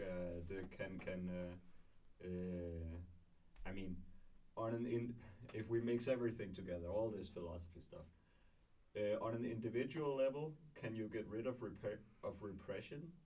On a societal level, can you get rid of repression? Right, is like imagine a person with no complexes. That's like imagining a classless society. Right. Could we just try it? Like Yeah, everyone stop doing we're it. already trying, right? I mean, it's a world historical dialectical process. Well, it's also, you remind me of this Whatever. Lenin essay, a liberal professor on equality, where he takes this professor to task for the guy saying, you want a perfect utopia where everyone's perfectly equal in every way. And he's like, the only type of equality, and I think he would also include things like gender, but he's like, the only type of equality we are interested in is class equality. And I would expand that to include like racial and gendered equality as well. But he doesn't think that it would be a perfect utopia, just that like, that we need to get through this thing before we can actually address what comes after. But you reminded me of let's go into psychoanalysis. Yeah. There's this really interesting tendency of feminism based on the work of Lacan, and obviously Althusser and Zizek borrow a lot from Lacan as well. So it's useful for social ideology, but also the feminists who use him, the example I notice is the Lacanian concept of the phallus, which is not like Freud. For Freud, a phallus is a penis. It's a physical object. For Lacanians, it's an object of fixation, I think, that represents or is related to lack or incompleteness. And so the phallus for gendered subjects in a gender binary, where there's men and women, there's a concept of like the ideal man and a concept of the ideal woman, and everyone who's gendered into that society, who's told you're either a man or a woman, looks at their ideal and has to try to define themselves by it. Except the problem is, to your point, there's no perfect, real individuals. So every imperfect being is looking at a perfect ideal and comparing themselves and finding out that they come up short.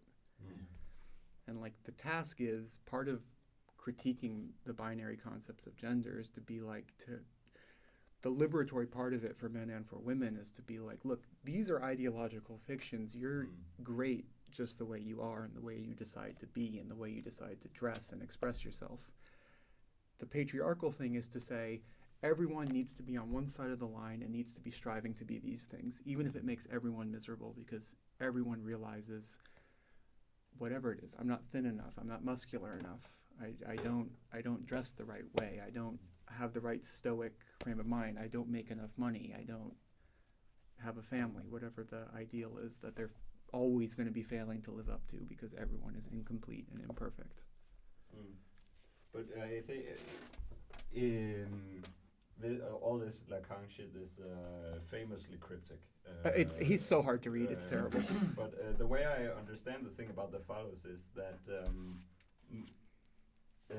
nobody experiences themselves really to have the phallus. Because that when you have the phallus, you have uncomplicated desire. 100% desire. You know what you want, and you're gonna get it.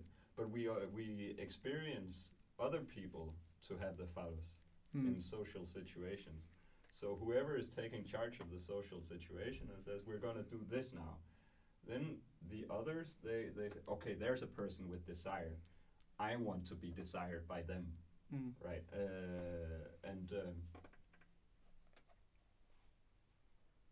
There was a further point to that, but I lost the track of thought.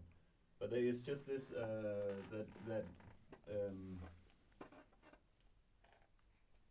no, I completely lost it. It's okay. But the other guy, the other one, they have the phallus, but you don't, right? But the phallus is, you said it's a symbol of lack for Lacan. It's related to lack. I just That's interesting.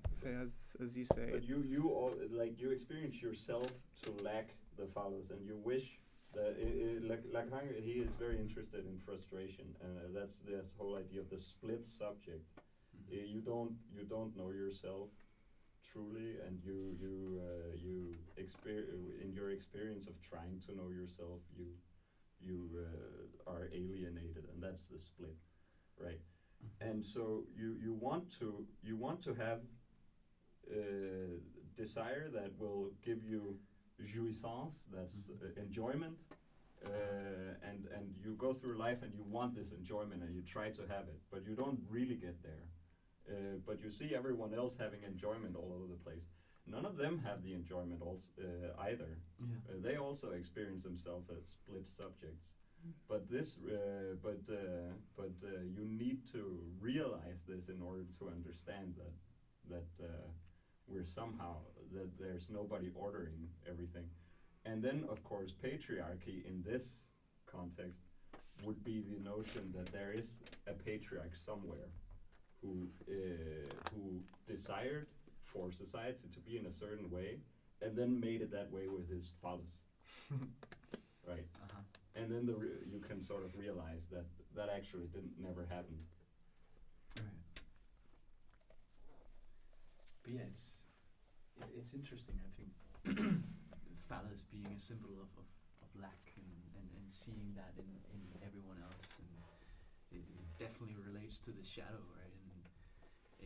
In terms of the masculine and feminine, like by identifying with the masculine,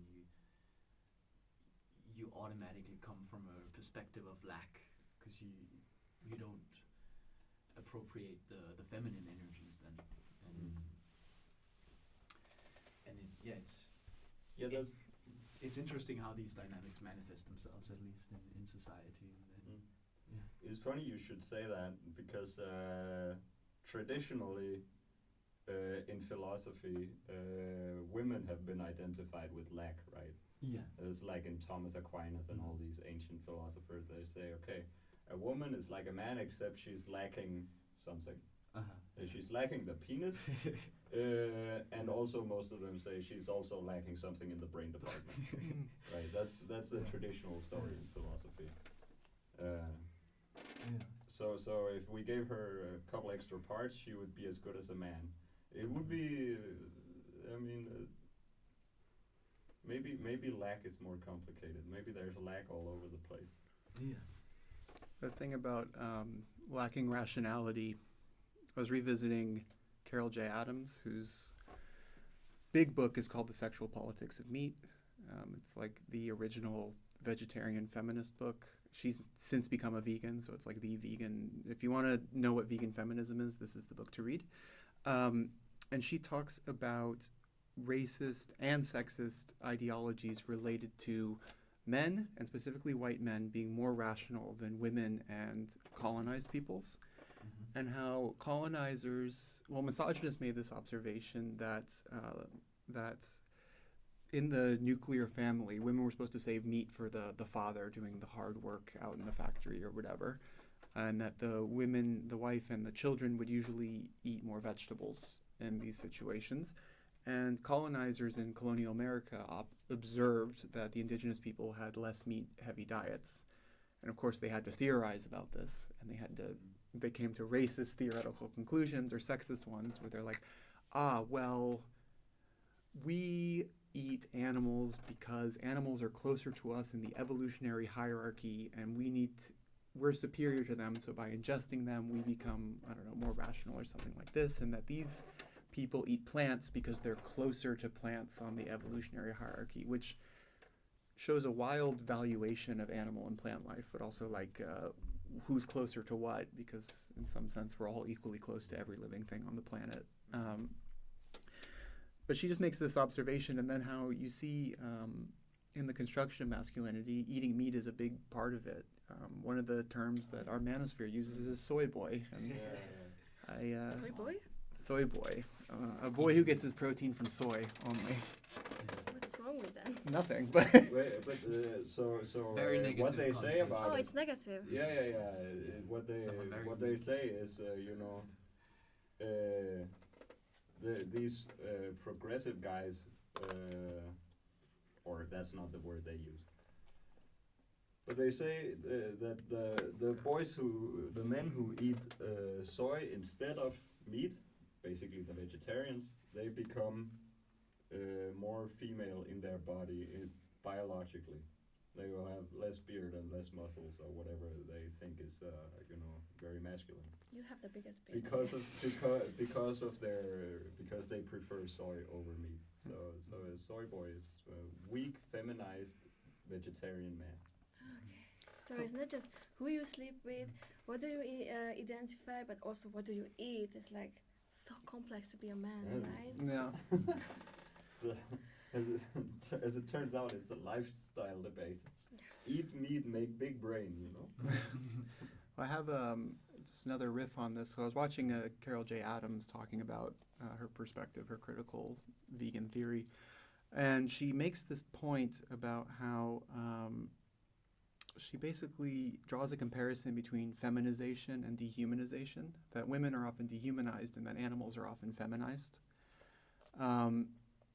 Which is interesting because I'm going to make another pop culture reference, but there's this Always Sunny in Philadelphia episode. And the only thing you really need to know is that the misogynistic characters in it make this joke about how old women are not women. And they kind of make this point that the construction of women is sexually desirable for straight men.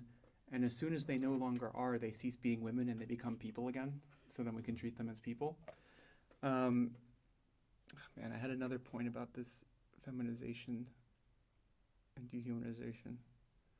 I was going to say circle back to me, but she has a lot to say about the way women are dehumanized. You said women dehumanized animals are feminized. I don't know, Feminized. how does that? I don't understand. So an example of this, actually, this is what I wanted to say. This isn't directly about animals, but it's about the colonial mindset and nature, and how, like, for example, look at the terminology of nature before colonizers show up. They usually say virgin land, like unpropertied, unworked by colonizers. And of course, you know, if you actually know history, you're like, yeah, well, there were indigenous people who used the land, who had different intercourse with the land, and who somehow it becomes spoken up in masculine, feminine terms, where the rational colonizers come in and they view this virgin land and they know how to use it. And now that they've touched it, it's no longer virgin, which is such a strange term for it. And I guess, broadly speaking, that would also include animals. But to make, I guess, another point about the feminization of animals, she uses this picture that was from a like a farmer's magazine. I can't remember the name. It was a pig that was dressed up, laying on a couch, kind of like a centerfold from a Playboy magazine or something like that. And it was a pig, and the pig had makeup on it, and this was supposed to be advertised to farmers, and all of them, you know, if you're socialized in society, you, in some sense, know, like, what's that pose I'm kind of painting. It's kind of like Rose in Titanic, but, you know, meant to be more pornographic, or more stimulating, except it's a pig. Right. And, like, what's the point of that?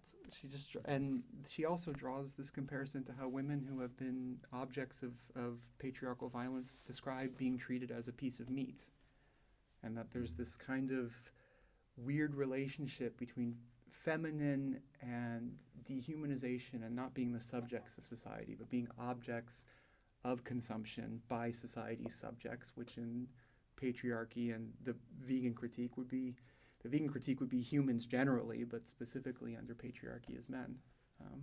But isn't that? I mean, I think the connecting, the point where these things connect is the body, right? I mean, that's this whole debate with abortion, about abortion, right? Does a person have the right to their own body? Does an animal have the right to their own body? Is there a difference between what right a man has and a woman has, or that anyone else has, over their own body? Like this bodily autonomy thing. And if you say that you're being treated like a piece of meat, I think what's implicit in that is that you lose your bodily autonomy, and thus become aware of your own body as just some thing seen through the eye of the other, right?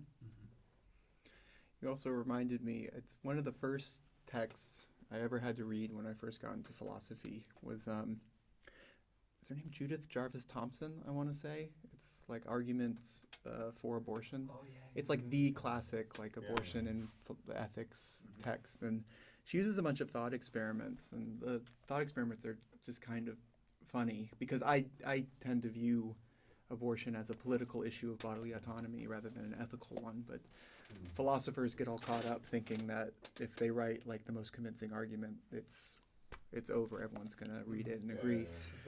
Although I will say Thompson's essay is interesting, and I'm glad she wrote it. But the two examples I remember her using is one, I'm gonna go in order of what I think is less funny, and then the funnier one. One of them is a person, she doesn't even say a woman, being trapped in a small room with a baby that keeps getting bigger and bigger and bigger, and eventually the baby's gonna, like, crush her or something like that.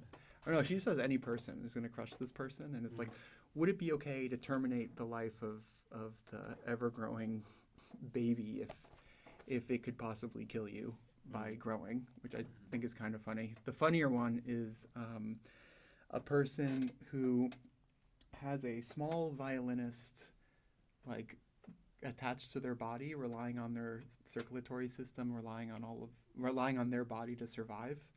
And it's going to be there for 9 months. And so you have to live 9 months of your life with this tiny person who plays violin on your side. Okay. Would it be within your rights to have this person amputated from your body knowing that this person's going to die. And she, I think, gives very persuasive arguments that it is. Of course, she takes on the big burden of this, because I think most people who are pro-choice don't view fetuses as having personhood. So for them, the whole moral argument doesn't even need to be taken in these terms. Whereas Thompson's like, yeah, sure, let's imagine it's a whole person who's very talented as an instrument. Can this person die? Which I think is really steel-manning the argument. And I think she makes a lot of great arguments. It's been literally over a decade, I think, since I've read this, but it had an impact because it was one of the first things I read when I was getting into philosophy. But I think you're right also about that, and I think abortion is always very relevant, especially when discussing feminism. That especially in sort of, as far as I know, in an American context, there's a lot of talk about, so when does a fetus become a person, as if this is the central issue. But there are other issues, as you say, that are also very central, and one is this thing about bodily autonomy, and if we say that a pregnant person is not allowed to decide whether to terminate the life of the fetus or not. Then we say that their body belongs to society, but we use the excuse that we say that it's for the sake of the baby, but in reality, might it be because society wants more labor power, or just wants more people, right? So maybe it's not even for the sake of the baby. And then we might also ask, if it was a man's body, how would we feel about that? And I think that is really one of the core issues about in this whole men-women dichotomy throughout history is and you see this in marriage laws also, there's a very big difference about how we think about men's bodies. They belong to the state sometimes if they have to go to war. Women's bodies belong to the state so that they can be baby factories, right? Well, there's a point there. It's one of the most difficult points for me to understand, and I also really appreciated this Philosophy 2 video I keep referring to, because she had some difficulty with this too. Is how Butler makes this excellent point where they say sex is always already gender. And what she means by that is a lot of well-intentioned pro-trans feminists will try to make a distinction where they say gender is social, a social position that you take up and perform. True. But then they'll say, but sex is a biological given. And she makes this point that, well, it's not just that we have a discourse about and a concept of gender, we also have a discourse and a concept of sex, and that was defined in a certain time in certain ways, and that these well-meaning people will say, let's say of a trans man, this person's gender is masculine or male, but their sex is female. And she's making the point that they're not getting to the point about this person's identity, they're kind of avoiding it. They're saying, yeah, I recognize that this person is one binary gendered term, but I'm going to double down on what they really are underneath the surface. And to this point about abortion, part of the function of forcing people with wombs to give birth is that you can say this is a woman's function or a female function. I think most feminist people with wombs, women with wombs, are going to say, and obviously trans men with wombs as well, but are going to say, this is not my biological destiny. I have a uterus, okay, so what? That doesn't mean I have to give birth to a child. But if you get pregnant and the state comes in and says, oh, yes, you do, not only does that have significance for your life, but it has significance for the lives of everyone with a womb. So that person who says, I'm a cis woman who doesn't want to have children, now has to live in society knowing if I ever become pregnant, the state will use violence to ensure that I have a child. And If you're a trans man who's like, I want to live life as a man, and you know, we're accepting that a man is not someone who bears children, but obviously you can be a trans man and want to give birth to a child as well. But you say, this is how I want to live my life as a man, and you get pregnant, and then the state comes in and says, oh, sorry, this is the function of a quote unquote female body because we define that as being person who has a womb and gives birth. Yeah. Which is, so there's a broader Yeah. function to it as well. I definitely agree with you that like the central question is a question of personal autonomy, which takes, at least in the political discussion, priority over the ethical dilemma of whether or not you can. Fetus murder. Yeah, fetus. No baby murder, they say. Baby murder. Say baby yeah, murder. that's what they say. Yeah. Speaking of witches, right? Witches were accused of killing babies too, right? Unless I'm forgetting my... And having sex with demons. And animals. Yeah. And actually, that is also... I mean, this is some of the stuff that we talked about when we were outside. But the orthodoxy within Christian canon law used to be that demons were non-corporeal beings. As such, you cannot have sex with them, and they cannot force you to do anything bodily. They can put ideas in your mind, but they cannot make you do it. And there were specific people in the 1400s who started arguing that demons are totally corporeal beings, and you can totally have sex with them, and they can totally make you do bodily things. But you have to go through a ritual first. You have to, step on the cross and say you hate Jesus and stuff, and then you can have sex with the demon.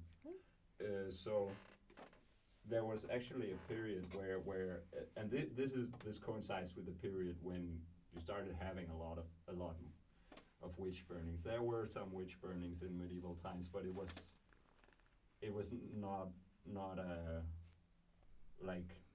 not something people cared a lot about or thought a lot about unless there was something really weird going on. But from the 1400s until way into the 1800s, people were really panicked about this. It was a real ideological issue, this thing with the witches. And it's just to say that they actually changed the legal texts to say that demons had bodies and you could have sex with them in order to be able to pass sentence on more people. Were these demons prostitutes then? So if you want to have sex, you just step on a... They were succubi. No, I mean, And incubi. Incubi? No, yeah, there were incubi too. I read some of these demonologies, and they are... sometimes there are like 40, 50 categories of different demons, and I don't know how these demonologists know what they look like or what their names are. Like, that seems crazy, but they describe it in detail, and they describe cases where they found a witch who has admitted to meeting this demon or this demon. And some witches, there are some cases where several different witches had sex with the same demon. So they also right? had like numerical identity across time. But it was illegal to have sex with a demon. Very illegal. Oh, okay. It's like a little like for the teenage boys, like, oh, I really want to get laid. Not allowed at all. Okay. Oof. That's shame. Yeah. You reminded me just saying that about the conversation we had outside. When I got to talk about your new favorite word. Epistemicide. Exactly. So there's this really good article. I'm going to reiterate myself from upstairs just for everyone else. Called The Structure of Westernized Universities, the 4 great epistemicides of the long 16th century. So he appeals to this text actually cites Caliban and the Witch directly, and it appeals to the concept of the long 16th century, which I think it's roughly like 1492 all the way up to, 1620 or 1630 or something like that. And the 4 epistemicides, so epistemicide. Epistemology meaning theory of knowledge, epistemicide meaning the killing of knowledge, so cultural genocide. The first epistemicide the book talks about is the expulsion of Muslims and Jews from Spain. The second that it talks about, I believe, I think it's witch burning. It talks about the witch hunts and witch burnings, the repression of women in Europe.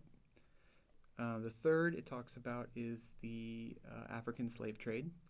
And the fourth it talks about is the colonization of the Americas. So the epistemicides, the genocides, the things that affect the way we conceptualize the world and the way universities that accept this framing understand the world are influenced by foundational anti-Semitism, foundational Islamophobia, anti-blackness, anti-indigenous racism, and misogyny, and I would also include the repression of queer people and repression of gay people, because misogyny, as we kind of got into, leads immediately to repression of men who are perceived to be feminine and anyone who deviates from these gender norms. I really like that the text uses the term westernized and not Western, because it makes this point that to have a Western perspective is not some natural state of being from Europe or being from the US or Canada or something like that, but it's part of a historical process to shape a certain world outlook during the colonization and the creation of the world system. So now today that, you can Skype or video chat with someone on the other side of the world, you take as a given, but obviously not always the case. Not always the case that someone on the other side of the world would have known that there was indigenous peoples in the Americas, that the Americas were even a thing, would have known in a lot of parts of the world they would have had different gender systems. They wouldn't have known that, oh, actually you need to be a man or a woman and you need to be repressed if you step out of line in those systems. And a lot of people wouldn't have seen people with vastly different skin colors or and now today that's taken as commonplace, but the consequences of how that was constructed affects the way that especially academies in Europe teach people to view the world with a lot of normative assumptions. Anyway, that's my intro to that, if you all want to riff. Yeah, I don't know. I think it relates perfectly. Like what you're talking about is that we as Westerners have this perspective that's a bit flawed with these fundamental implicit assumptions, and it is not an objective perspective, which a lot of people confuse it to be, right? Like we think, oh, we're scientific, but it has a very certain lens oftentimes that we're not aware of, and in the process of becoming aware of that, and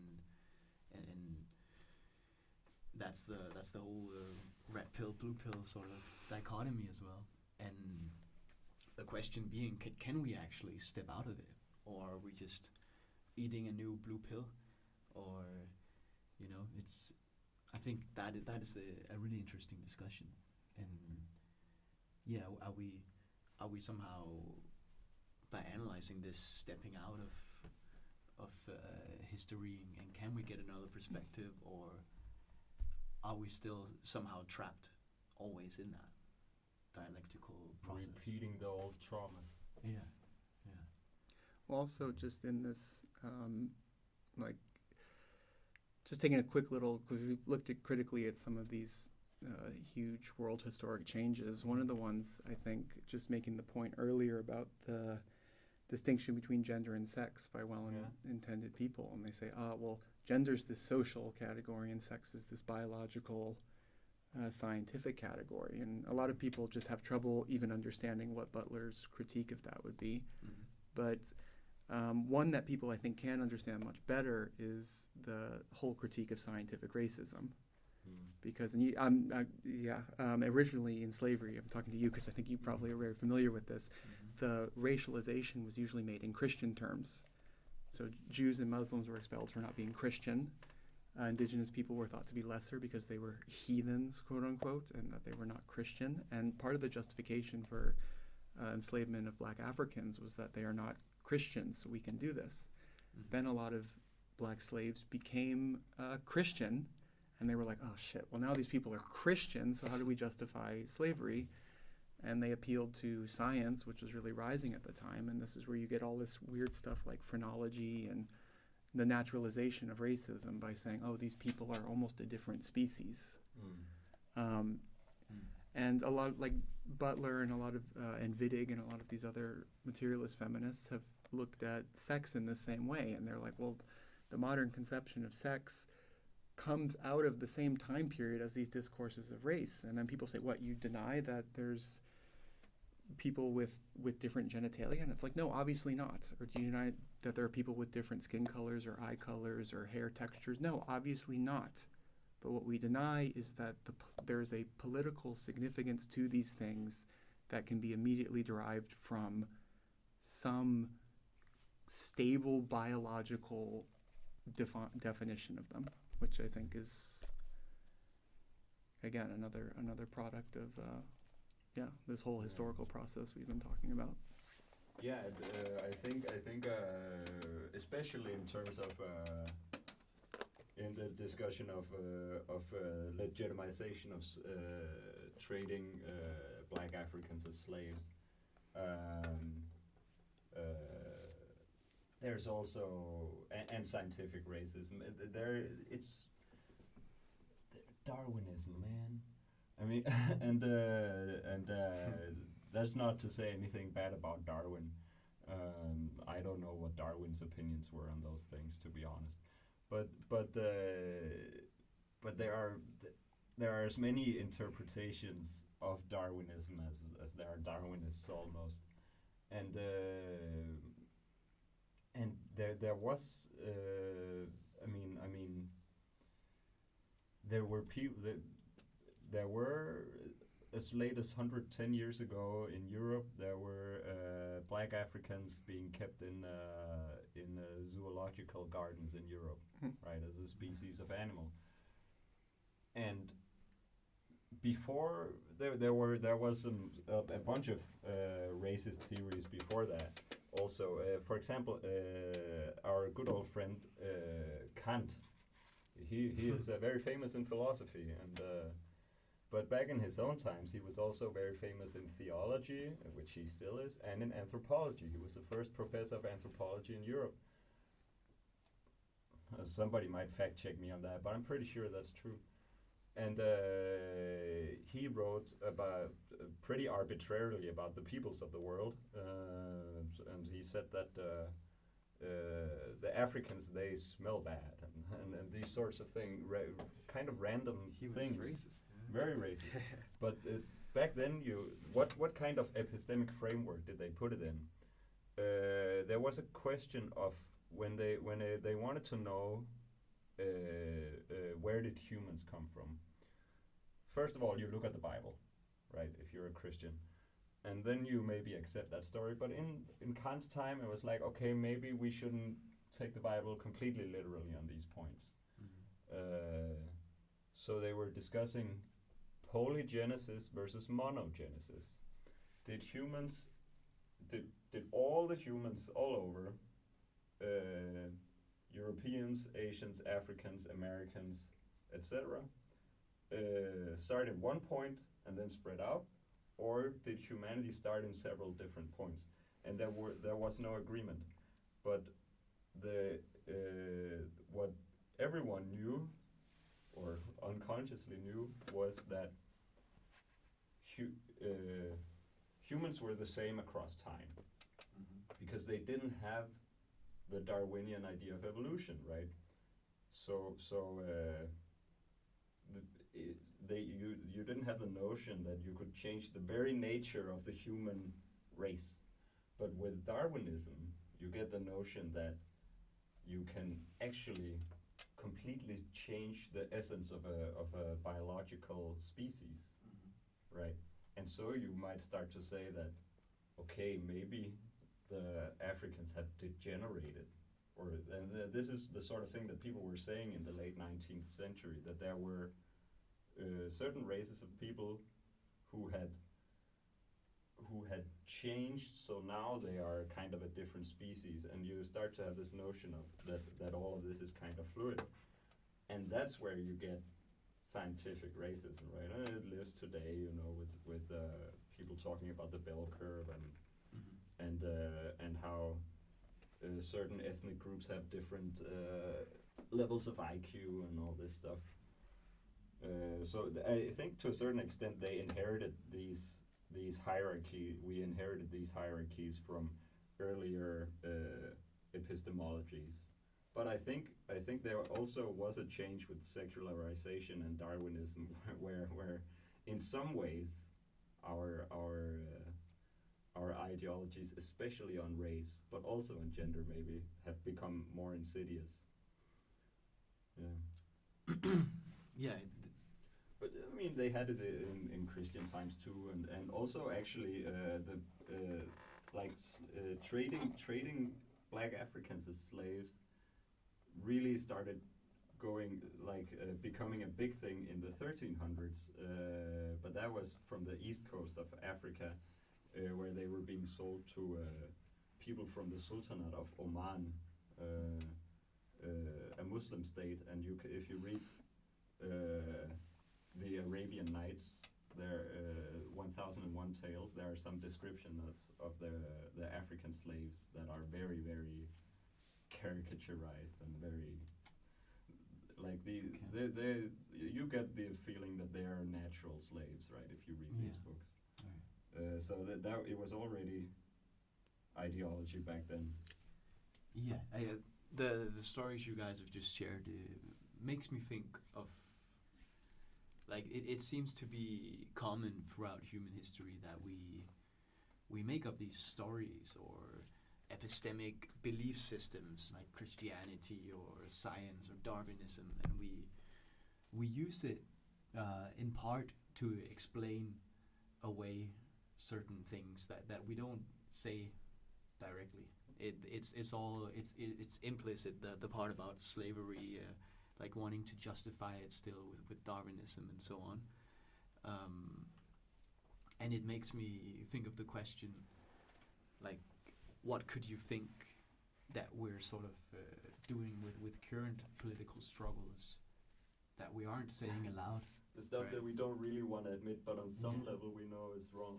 Yeah, like the shadow, right? What's driving us towards these changes that are not what we say they are, right? Because, like I'm sure most people assume that democracy. But I don't want to say that out loud. Yeah, this is the story problem, we tell, right? The problem is that we quickly, when I ask this question, we're gonna get into stuff that's controversial, and that's the nature of it, right? And it's whether we want to do that, I don't know, but it's really interesting, you know, like what is it that we're not talking about as a society? Are we really motivated by love, peace, and happiness, and this idea that we're all equal and we all need to be together and have a good time? Yeah, but I think that one aspect of what you say is, okay, so we have these stories of Christianity or Darwinism that you can't assault, or you couldn't back in the day. You couldn't say this is wrong. Everybody agrees, and if you say no, I don't agree, then like you're a crazy person, and they will lock you up.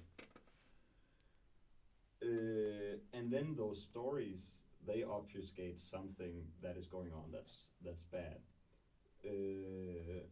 And does that mean that Christianity was bad as such? I don't know. I don't want to say that it was, because it's a complicated phenomenon. But I think the story that you cannot assault today in our society right here, you know, we're in Copenhagen now, so that's the one I picked, is democracy. Okay. You can't go around saying in Copenhagen that democracy is bad, right? And I don't think democracy is bad, but what is it that will make people so emotional if you criticize it?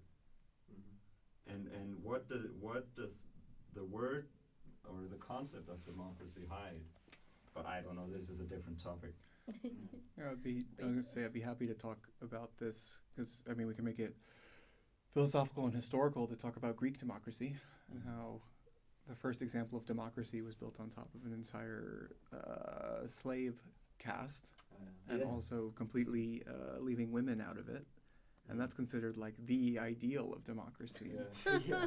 And this is the whole point that like Lenin and a lot of other Marxists have made, that inside of like, you can't just accept, Marx makes this really funny analogy about how that historians make the same mistake that like children and every shopkeeper doesn't make, that you don't take a person at their word when they describe themselves, and their appearance and everything about them directly contradicts it.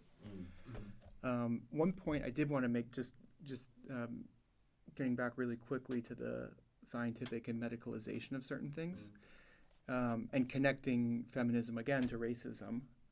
But when psychology and psychiatry first popped up, and this is one of those instances where I really wish I read a lot more Foucault, but when they first popped up, and if you want to connect it to a present issue, this is why I don't like when people pathologize certain things. So even progressives and leftists will pathologize fascism, which I think misses the point. Like, the problem with any like fascist leader is not that they're crazy, mentally ill, whatever. It's that they're fascists.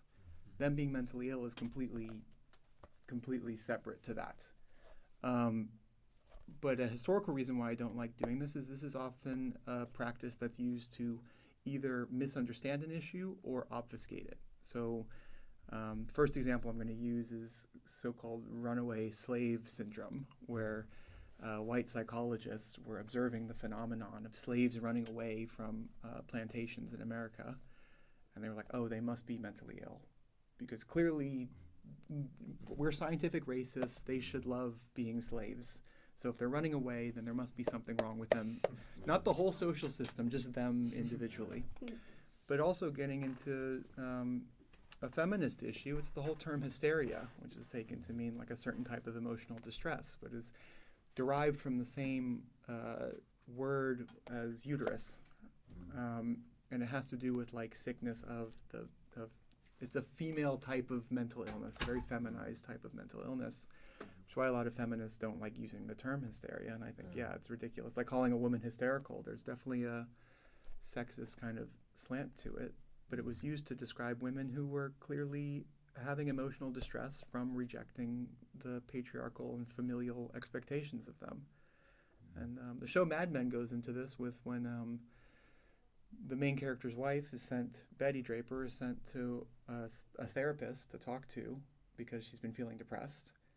And then they show a scene of her husband, of Don Draper, talking to the therapist on the phone about what was going on in her therapy session. So it was like, I'm dissatisfied with my wife. She needs help. I'm going to send her to a doctor who's going to let me in on these private discussions that she's having about her life. And it was more of a means of social control than something therapeutic or helpful.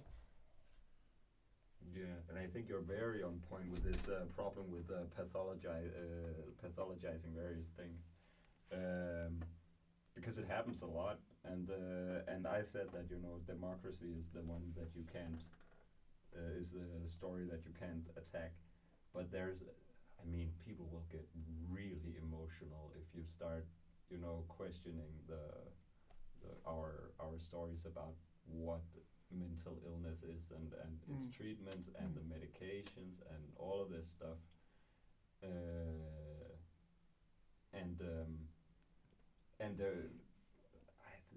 we also have this story that there is more of it now, and people are saying, is modernity schizophrenic inherently? All these crazy people are popping up. And is there a tendency, and what are we going to do about it? And I think maybe we use these terms, mental illness terms, because to avoid talking about something else that's going on. And maybe it's the same as this hysteria. I mean, in psychoanalysis, they took this word hysteria and they started saying, what does it mean? It means the emotional reaction that you get when your self-image doesn't fit the image that other people put on you, right? Which is something we've been talking about today. It's also a relationship between Yeah, the concept of mental illness and also the way society tries to stigmatize deviations from assigned gender roles. Because, I mean, one of the most common transphobic discourses is that trans people are mentally ill, which bears within it two value judgments. It has one value judgment about trans people, and it has a value judgment about mental illness as well. And this kind of ties into, there's one a pop culture reference I wanted to talk about, but actually two very good films that have very problematic depictions of gender nonconformity and mental illness are Psycho and Silence of the Lambs. And I mean, if you read anything about Hitchcock, saying he's problematic, I think is really underselling it, despite being, let's say a great filmmaker. But when you watch that movie, you can't tell. He seems to think like trans people, mental illness, and violence are all the same, and misogynistic violence are all the same thing. And sorry, you triggered this thought when you were talking about schizophrenia, that like schizophrenics, are stigmatized, and people are kind of let's say neurotypical people are pushed to be afraid of them. But like statistically speaking, the person who's most in danger of violence of any kind in any interaction with a schizophrenic is like the schizophrenic person. The same thing with like trans people. Like trans people are stigmatized, specifically trans women, as being like dangerous and violent, and yet in any interaction between a cis person and a trans person, statistically speaking, the most common source of violence is going to be not the trans person. And in both cases, with mental illness and with trans people, often people internalize societal violence and harm themselves. But they're viewed as being the narrative is that they're the person that people should be afraid of. The other film I wanted to reference is one of my favorites, Silence of the Lambs, which simultaneously makes a very good point about the objectification of women while also accidentally making a very bad depiction of trans women. The good point that it makes is that the camera is used to represent the male gaze throughout the movie and how it frames Jodie Foster's character, Clarice Starling. And Jodie Foster, I think, is like 5'2". So a small woman was 155, 157 centimeters, something like that. She's small. And she's constantly in these rooms with police officers, like with law enforcement, a largely male-dominated field, where the camera is looking down on her, and then it shows her view of these men who are all pretty much leering at her, because men. And that's one of the most unsettling parts of a movie that includes two serial killers and one of them who's a cannibal who literally eats someone's face during the course of the movie. Wow. And yet somehow you feel more uncomfortable being like the way the safe, good men in the movie are looking at her. Ironically, the only man in the movie who doesn't objectify her, at least not in that way, is Hannibal Lecter, who is a cannibal and a serial killer, which is kind of... Second point I just want to make really quickly about it is the movie in the text says that Buffalo Bill is not trans. And yet the depiction of Buffalo Bill relies very heavily on very transphobic, let's say, representations and fears of transphobic people about how how trans people will behave. So for example, what's considered one of the most disturbing scenes of the movie is a scene where Buffalo Bill, where the serial killer tucks his penis between his legs, and basically, and it's meant by the film to be a disturbing scene, but then if you like break that down a little bit, what is horrifying, because they've bound it up with violence and with the knowledge that this person's a serial killer, but like the average trans woman is not a serial killer, is not violent, is not dangerous. So why are they framing this scene when one of the few depictions of this in film that you'll ever see is being framed as like the apex of why this person is dangerous, which the author very explicitly says this person is not a trans person because he doesn't want this to be a bad stigmatizing representation of trans people. And yet, because there's so few representations of trans people in media, it ends up being quite transphobic. But Anyway, I just mentioned the film because it simultaneously, because of ideological reasons, makes a very deep and good feminist point by framing the male gaze, and also unintentionally makes a very transmisogynistic point as well. Yeah, well, that's the that's how it usually is with ideology, right? It's extremely confusing and contradictory, and also I don't know. Small boys do that thing with the penis that they tuck between their legs. Do they? Yeah, I mean, since you ask, small boys do a lot of things with their penis. Yeah, I have a son. So you know a bit, yeah. But also that, yeah. I mean, just to see. I don't, yeah. Just on the contradiction of ideology, one of the quotes I wanted to share, because, yeah, the thing about ideology is it's not, you look at other people and you say that person's ideological, especially when they say something you disagree with. Even if you disagree with it for good reasons, you're like, that's ideological. My framework for the world is not. Mine is scientific, mine is true, mine is epistemically sound. I'm good.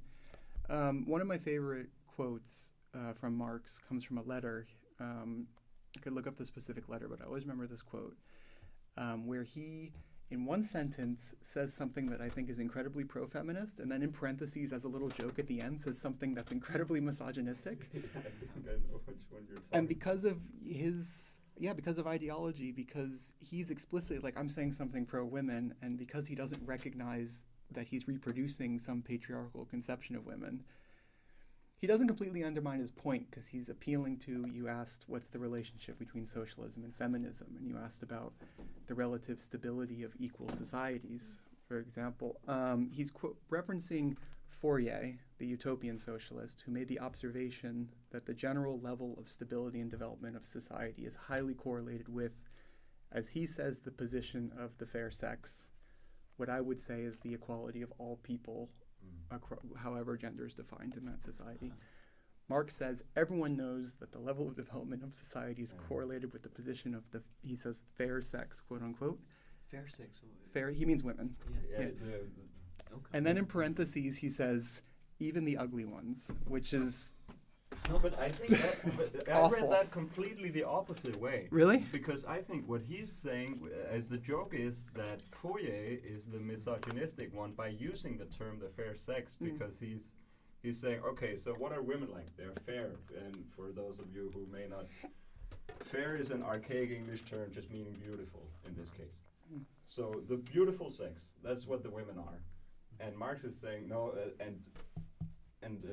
it's wrong to call them the beautiful sex because some of them are ugly, and that doesn't make them any less of a. I think that's that's how I interpreted it when I read it. Like that we shouldn't that Fourier is belittling all the women by saying, oh, these are, you know, their primary trait is that they're pretty, and Marx is saying that's not what it is. Problem is he doesn't put fair in quotes, so it's hard to read his intent. It's hard to know, but and maybe I got it wrong. But either way, though, I think there's a feminist. Of this. I just think either way, I think it's an interesting statement, because there's a feminist, like, explicit intention, and then also a sexist subtext to it, which is just to say, yeah, you can reproduce something without knowing that you're doing it, and even especially when you're trying to do the exact opposite, which is. It's a very provocative joke either way, right? Yeah. I mean, Marx was a fucking edgelord. I think we were deprived of a lot of historical figures having social media, but also they would have done no work. There'd just been like long polemics as tweet threads and stuff.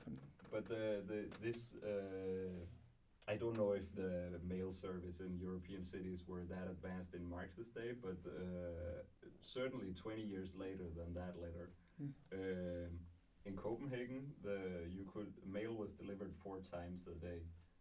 So they wrote so many letters that is equivalent, and he has so many letters and. all these guys. So you can find they will. Some of it is like shit posting on the internet. Mm-hmm. It's amazing to read. Also a waste of time, but.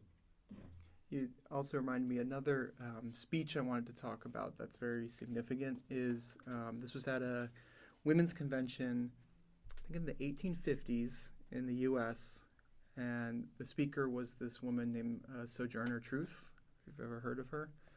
I think she's, the thing you'll find when you look her up, besides being an abolitionist and a suffragette, is that she was the first person to win a trial with a white man over custody of her child because her child was born when she was a slave, something to that effect. She gives this speech that I don't think was like transcribed at the time, but you can find various attempts to reconstruct it, saying, "Ain't I a woman?" And she's responding to, I think, this convention being largely white women, talking about their experience. And of course, since she was a slave, she had to actually do physical labor, work with their hands, and had a completely different experience of being a woman. And she says, "Yeah, ain't I a woman? Like, am I any less of a woman because my experience of womanhood is vastly different than yours?" Which I think is just an interesting, to this point about gender. There's 1,000 ways to be, an infinite way to be a woman and an infinite way to be a man, which is why at a certain point struggling against rigid definitions of them slowly makes them fall apart completely. Just want everyone to be themselves and create themselves. How fast are you on it? It's perfect. You got it.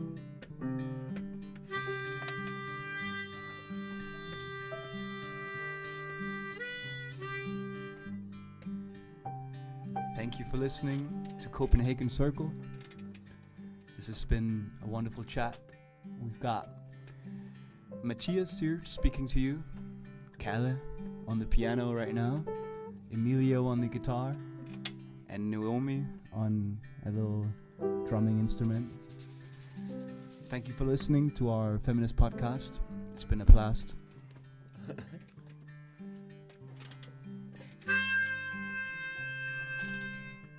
I didn't hit that.